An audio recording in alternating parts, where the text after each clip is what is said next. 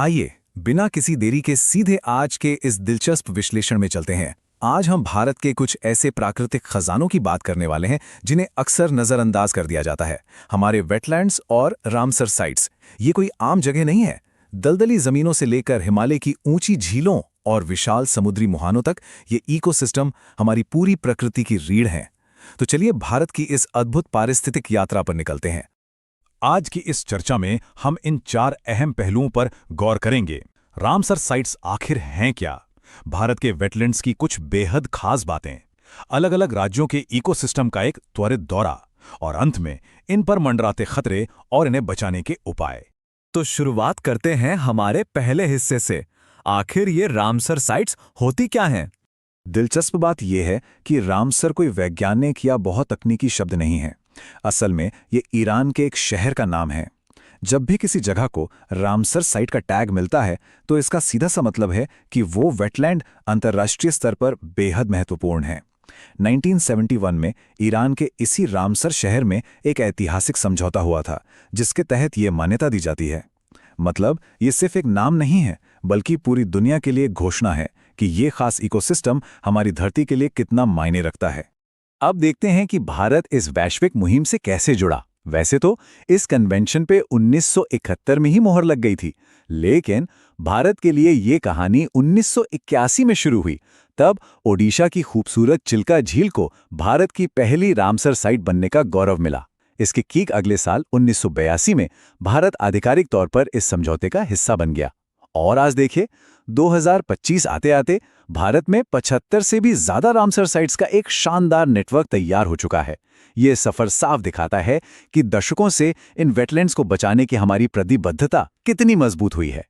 लेकिन एक सवाल उठता है, वेटलैंड्स आखिर होते क्या हैं? क्या ये सिर्फ पानी से भरे कोई गड्ढे हैं? बिल्कुल नहीं। इनमें झीलें, नदियां, दलदल, मैंग्रोव, नदियों के मुहाने और यहां तक कि बाढ़ के मैदान भी शामिल हैं। और इनका काम वो तो और भी ज्यादा महत्वपूर्ण है। ये न सिर्फ ढेरों जीव जंतुओं के घर हैं बल्कि बाढ़ को रोकते हैं, भूजल को फिर से भरते हैं और कार्बन सोखकर हमारे जलवायु को भी संतुलित रखते हैं। सही मायनों में कहें तो ये हमारी धरती के प्राकृतिक स्पंज हैं। चलिए अब दूसरे हिस्से की तरफ बढ़ते हैं। भारत के वेटलैंड्स से जुड़े कुछ हैरान कर देने वाले तथ्य और आंकड़े। 13 मिलियन हेक्टेयर, इस विशाल संख्या पर जरा गौर करते हैं। भारत में रामसर साइट्स के दायरे में आने वाला कुल क्षेत्रफल इतना बड़ा है। इतने बड़े इलाके में फैले ये संरक्षित क्षेत्र हमारे देश के पर्यावरण संतुलन के लिए एक बहुत बड़े सुरक्षा कवच का काम करते हैं।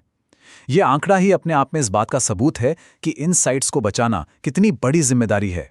लेकिन मजे की बात यह है कि ये विशाल क्षेत्रफल हर जगह एक जैसा नहीं है। यहाँ हमें एक कमाल का विरोधाभास देखने को मिलता है। एक तरफ पश्चिम बंगाल का सुंदरबन है जो भारत की सबसे बड़ी रामसर साइट है, जहां दूर दूर तक सिर्फ घने मैंग्रोव जंगल नजर आते हैं। और ठीक इसके उलट दूसरी तरफ हिमाचल प्रदेश का रेणुका वेटलैंड है जो देश की सबसे छोटी रामसर साइट है। इससे एक बात तो साफ है, पर्यावरण के लिए कोई भी जगह बहुत बड़ी या बहुत छोटी नहीं होती। हर इकोसिस्टम की अपनी एक अलग अहमियत है। अब इसी विविधता को थोड़ा और करीब से देखते हैं। क्या दुनिया में कहीं तैरता हुआ नेशनल पार्क हो सकता है? सुनकर अजीब लगे लेकिन बिल्कुल है।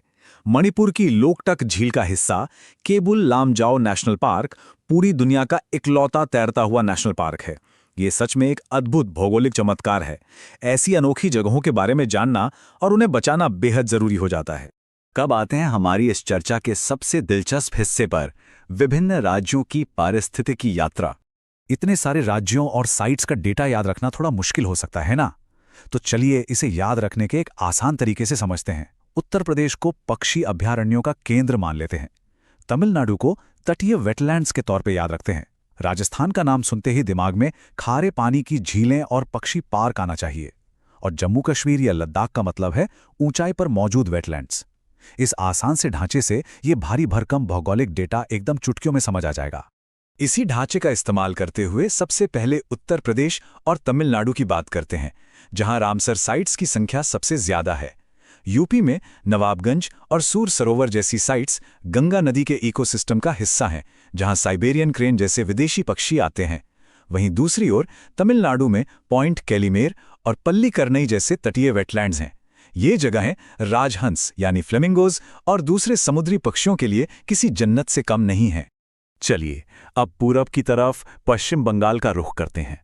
यहाँ का सुंदरबन सिर्फ दुनिया का सबसे बड़ा मैंग्रोव जंगल ही नहीं है, बल्कि यह शानदार और राजसी बंगाल टाइगर का घर भी है। यह सोचना ही कितना अद्भुत है कि दुनिया में ऐसी कितनी जगहें होंगी जहां बाघ इस तरह के घने और दलदली मैंग्रोव्स में रहते हैं। बहुत ही कम। इसके अलावा यहीं पर पूर्वी कोलकाता वेटलैंड्स भी हैं, जो इस बात का बेहतरीन उदाहरण है कि शहर और प्रकृति कैसे एक साथ फल फूल सकते हैं। तट के किनारे किनारे थोड़ा और दक्षिण की ओर चलें तो हम पहुंचेंगे ओडिशा। यहाँ है चिल्का झील, जो भारत का सबसे बड़ा तटीय लैगून है। चिल्का झील और पास ही मौजूद भितरकनिका मैंग्रोव को जो चीज़ सबसे खास बनाती है वो है वहाँ इरावदी डॉल्फिन का पाया जाना। ये दुर्लभ डॉल्फिन पूरी तरह से इसी विशाल पानी के सिस्टम पर निर्भर हैं। इससे हमें ये समझ आता है कि रामसर साइट्स सिर्फ पक्षियों के लिए ही नहीं, बल्कि ऐसे बेहद दुर्लभ जलीय जीवों की भी जीवन रेखा हैं। अब थोड़ा भूगोल बदलते हैं और दो बिल्कुल अलग तरह के माहौल देखते हैं। एक तरफ लद्दाख और जम्मू कश्मीर की जमा देने वाली ठंड है। वहां बहुत ऊंचाई पर वुलर झील और सोमोरिरी जैसे वेटलैंड्स हैं, जो एक खास तरह के कोल्ड डेजर्ट यानी शीत मरुस्थल इकोसिस्टम का हिस्सा है। और दूसरी तरफ है एकदम चिलचिलाती धूप वाला राजस्थान, जहां सांभर झील जैसी भारत की सबसे बड़ी खारे पानी की झील मौजूद है। और साथ ही केवलादेव नेशनल पार्क भी है, जो कि एक यूनेस्को विश्व धरोहर स्थल भी है। एकदम अलग अलग दुनिया, लेकिन दोनों ही पर्यावरण के लिए बेहद जरूरी। और इस पूरे राष्ट्रीय दौरे को पूरा करने के लिए देश के कुछ और हिस्सों पर नजर डालते हैं। दक्षिण में केरल के वेम्बनाड और अष्टमुडी बैकवाटर्स टिकाऊ पर्यटन की मिसाल पेश करते हैं। उत्तर में पंजाब के हरिके और ब्यास रिजर्व हैं, और पश्चिम में महाराष्ट्र की लोनार झील, जो कि एक उल्कापिंड के गिरने से बनी थी, और नंदूर मध्यमेश्वर जैसी साइट्स हैं। ये सब मिलकर साबित करते हैं कि भारत का कोना कोना इन शानदार इकोसिस्टम से भरा पड़ा है। अब आते हैं चर्चा के चौथे और आखिरी हिस्से पर, इन पर मंडराते खतरे और इन्हें बचाने के उपाय। अब वक्त है उस कड़वी सच्चाई का सामना करने का, जो इन खूबसूरत जगहों को खत्म कर रही हैं। तेजी से बढ़ते शहरों की वजह से कंक्रीट के जंगल फैल रहे हैं, जो सीधे सीधे इन वेटलैंड्स को निगल रहे हैं। ऊपर से फैक्ट्रियों और खेती का प्रदूषण पानी में जहर घोल रहा है। इसके अलावा जलवायु परिवर्तन और बाहर से आई आक्रामक प्रजातियां भी स्थानीय इकोसिस्टम को तबाह कर रही हैं। ये खतरे कोई किताबी बातें नहीं हैं, बल्कि ये आज की हकीकत हैं और बहुत तेजी से बढ़ रहे हैं। तो क्या सब कुछ खत्म होने वाला है? बिल्कुल नहीं। इन चुनौतियों से निपटने के लिए कई कड़े और व्यवस्थित कदम उठाए जा रहे हैं।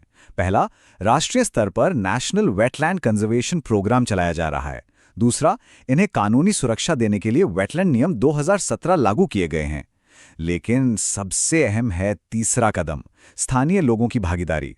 सच तो यह है कि जब तक जमीनी स्तर पर लोग खुद इन प्राकृतिक संसाधनों को बचाने के लिए आगे नहीं आएंगे, तब तक कोई भी कानून पूरी तरह कामयाब नहीं हो सकता। इस पूरी चर्चा के बाद एक बहुत ही गहरा सवाल हमारे सामने खड़ा होता है। एक तरफ विकास की तेज रफ्तार और बढ़ते शहर हैं, और दूसरी तरफ प्रकृति को बचाने की सख्त जरूरत।